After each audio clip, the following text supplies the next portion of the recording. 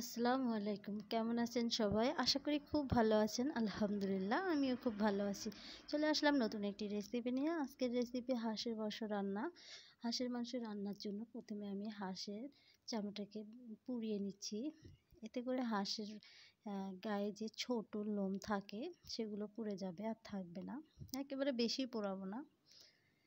পোড়ানো হয়ে গেলে কেটে নিব।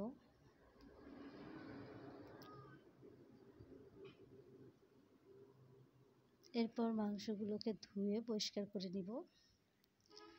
এরপর হাঁসের মাংস রান্নার জন্য একটা বাটা মশলা তৈরি করব। এর জন্য শুকনো মরিচ, জিরা, রসুন, আদা এবং পেঁয়াজ সবগুলো একসাথে পেস্ট করে নেব। এরপর ম্যারিনেট করার জন্য একটা বলে হাঁসের মাংস নিয়ে এর মধ্যে কিছুটা পেঁয়াজ কুচি দিয়ে দিলাম। এরপর বেটে রাখা মশলাটা দিয়ে দিলাম।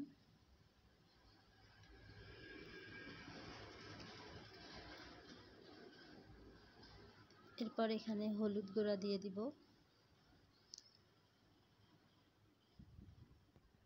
স্বাদ মতো লবণ দিয়ে দিব,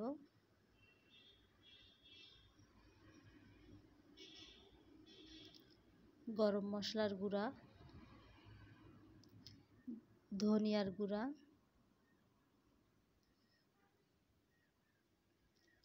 এখানে কিছুটা টক দই ব্যবহার করছি আমি, আপনারা এটা স্কিপ করতেও পারেন। এরপর সরিষার তেল দিয়ে ভালো করে মাখিয়ে নেব সব উপকরণ একসাথে। মাখানো হয়ে গেলে 1 ঘন্টার জন্য রেখে দেব। এরপর প্যানে তেল দিয়ে দিব, কিছুটা গোটা মশলা দারচিনি, তেজপাতা, লবঙ্গ, এলাচ দিয়ে কয়েক সেকেন্ড ভেজে নেব। এরপর এখানে সামান্য কিছু পেঁয়াজ কুচি দিয়ে দেব।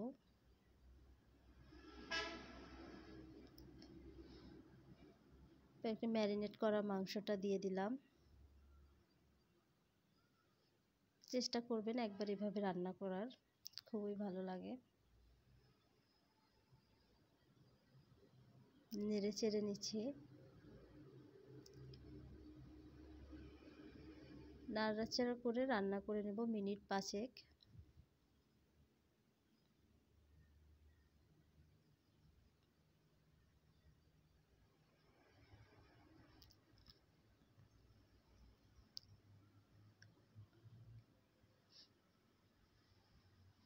এরপর এখানে সামান্য কিছু পানি দিয়ে দেব ভালো করে কষানোর জন্য।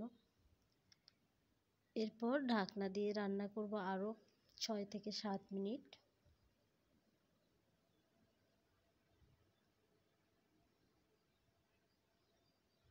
দেখুন তেল উপরে উঠে এসেছে।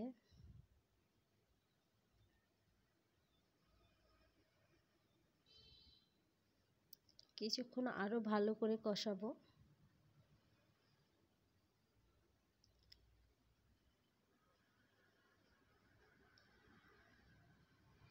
ভিডিওটা ভালো লাগলে অবশ্যই একটা লাইক এবং কমেন্ট করে পাশে থাকবেন।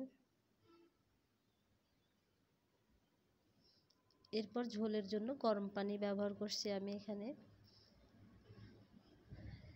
চেষ্টা করবেন অবশ্যই গরম পানিটা দেওয়ার। এরপর ঢাকনা দিয়ে রান্না করব।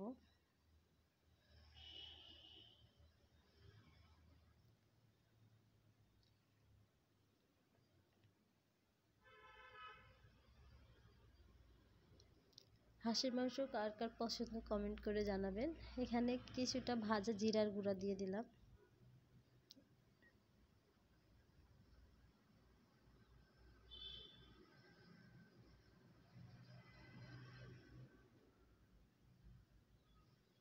ভাজা জিরার গুঁড়া দিয়ে নেড়ে চেড়ে আবারও ঢাকনা দিয়ে 2 মিনিট রান্না করব।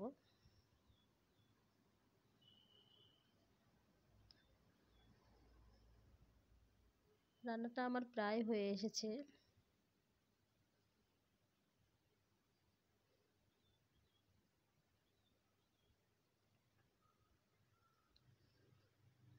দেখুন নামিয়ে নিয়ে আমি একটা বাটিতে সার্ভ করছি।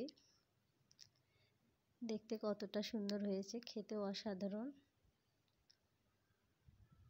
এতক্ষণ যারা আমার এই ভিডিওর সাথে আছেন তাদের সকলকে অনেক অনেক ভালোবাসা এবং দোয়া রইল। আমার জন্য দোয়া করবেন। সবাই ভালো থাকবেন, সুস্থ থাকবেন। আজকে এই পর্যন্তই, আবারও নতুন কোনো রেসিপি নিয়ে চলে আসব। আল্লাহ হাফেজ।